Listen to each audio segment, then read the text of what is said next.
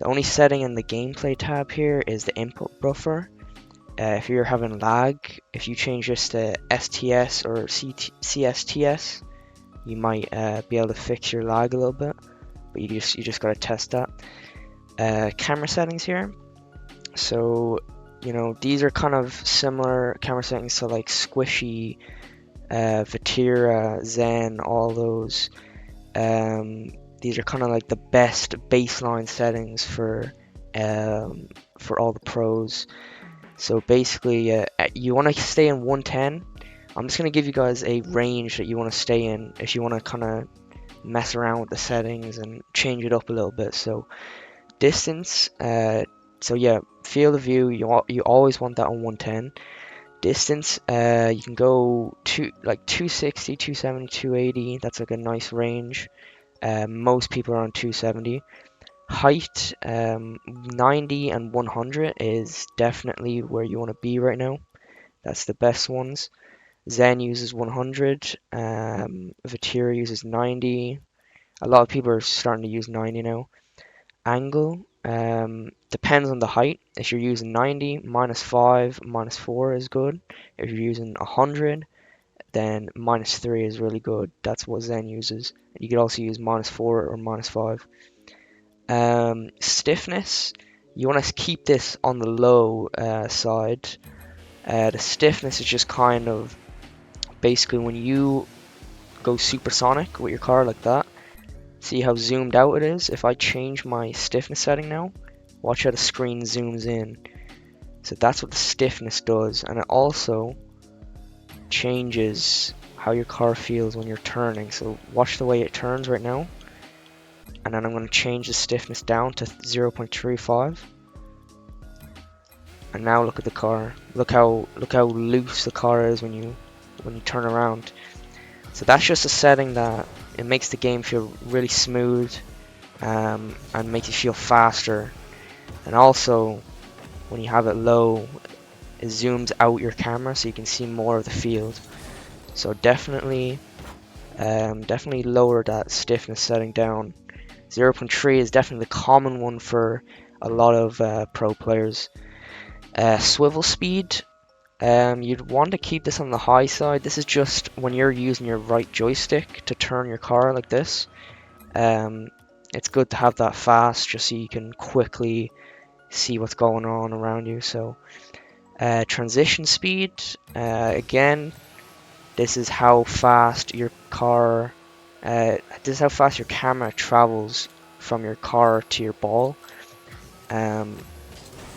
Same thing with swivel speed.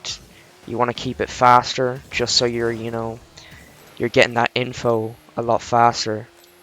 It's just better to have it on the higher side. So next, controls. Okay, so my controls are I kind of changed these.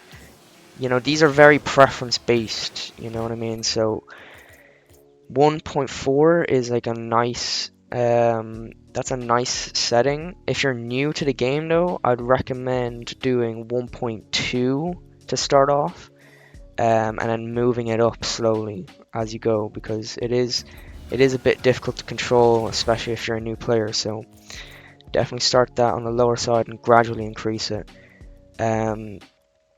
Your controller dead zone and dodge dead zone also kind of affect your sensitivity. So if you're going for a higher sensitivity here, you want to raise this controller dead zone up.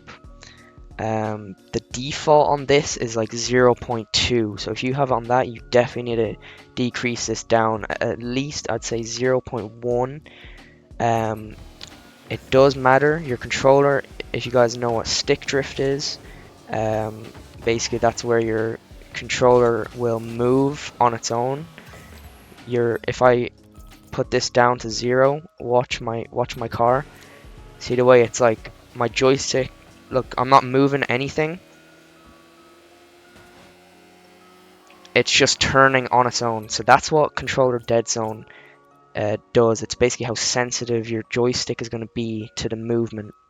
That's basically what it is. So you want to put this as low as you can before movement starts happening without you doing it.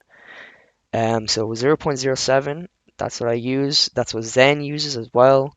And then 0.75, the dodge dead zone. If you guys backflip like this, like when you're going up for a ball, and you like backflip like that, then you want to raise this higher, okay?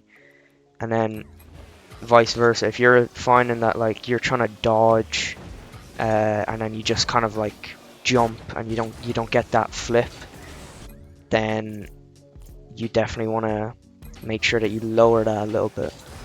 So it all just depends on, you know, what you need to change it for. Next, interface scale.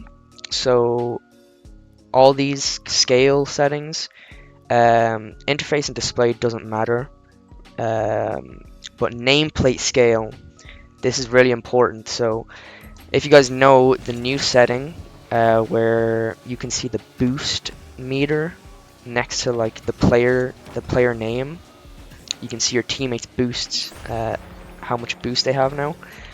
You can, if you put this higher, that's just gonna make it easier for you to see that boost. Now you could put it up to 200. That's probably recommended. I have it on like 150 because the default is 100. I have it on 150 just so, you know, the names are not taking up too much on the screen. I just want to have like a nice medium, but if it doesn't bother you too much, then definitely put it higher. It would definitely be an advantage to see that boost a lot easier. And then the rest of these settings don't really matter. Ball arrow though, that's obviously have that on. That's on by default though. Okay, if you guys are on PC, here's the settings for this. Obviously just low on everything. And then make sure, you know, you're putting your frame rate up to whatever your refresh rate is on your monitor. I do have a 144 hertz monitor, but I go 240 just so it feels smoother and there's less delay on my game. But if your PC isn't able to push higher frames like that, then just stick to keeping it on your refresh rate FPS. And then display mode, obviously go full screen. I just do borderless because I stream on Twitch, and that's basically all those settings. So audio, this doesn't really matter, that's all preference. And yeah, so that's basically all the settings. It's just a quick video just showing you guys the best settings in the game. And yeah, I hope this helps you guys. Drop a like on the video if you know, you find that you improve with these settings.